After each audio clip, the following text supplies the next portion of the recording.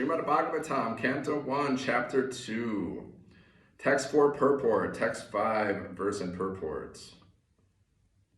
His struggle for existence in the material world is perpetual, and it is not possible for him to get out of it by making plans. If he at all wants to conquer this perpetual struggle for existence, he must reestablish his eternal relation with God. And who wants to adopt such remedial measures must take shelter of literatures such as the Vedas and the Puranas. Foolish people say that the Puranas have no connection with the Vedas. However, the Puranas are supplementary explanations of the Vedas intended for different types of men. All men are not equal. There are men who are conducted by the mode of goodness, others who are under the mode of passion, and others who are under the mode of ignorance. The Puranas are so divided that any class of men can take advantage of them and gradually regain their lost position and get out of the hard struggle for existence.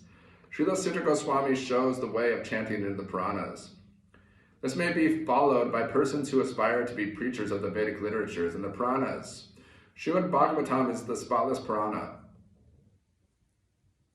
and it is especially meant for those who desire to get out of the material entanglement permanently. Text 5, translation. O sages, I have been justly questioned by you. Your questions are worthy because they relate to Lord Krishna and so are of relevance to the world's welfare. Only questions of this sort are capable of completely satisfying the self. Purport. Since it has been stated herein before that the Bhagavatam, the absolute truth, is to be known, the questions of the sages of Naimisharanya are proper and just because they pertain to Krishna, who is the Supreme Personality of Godhead, the absolute truth. In Bhagavad Gita 15:15, the personality of Godhead says that in all the Vedas there is nothing but the urge for searching after him, Lord Krishna. Thus the questions that pertain to Krishna are the sum and substance of all the Vedic inquiries. The whole world is full of questions and answers. The birds, beasts, and men are all busy in the matter of perpetual questions and answers. In the morning, the birds in the nest become busy with questions and answers.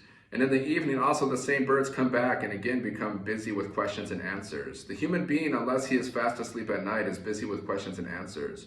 The businessmen in the market are busy with questions and answers, and so are also the lawyers in the court and the students in the schools and colleges. The legislators in the parliament are also busy with questions and answers, and the politicians and the press representatives are all busy with questions and answers. Although they go on making such questions and answers for their whole lives, they are not at all satisfied. Satisfaction of the soul can only be obtained by questions and answers on the subject of Krishna.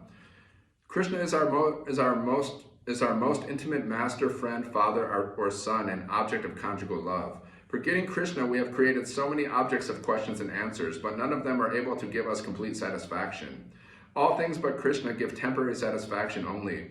So if we are to have complete satisfaction, we must take to the questions and answers about Krishna. We cannot live for a moment without being questioned or without giving answers. Because the Srimad Bhagavatam deals with questions and answers that are related to Krishna, we can derive the highest satisfaction only by reading and hearing this transcendental literature. One should learn the Srimad Bhagavatam and make an all-around solution to all problems pertaining to social, political, or religious matters. Srimad Bhagavatam and Krishna are the sum total of all things. Hare Krishna.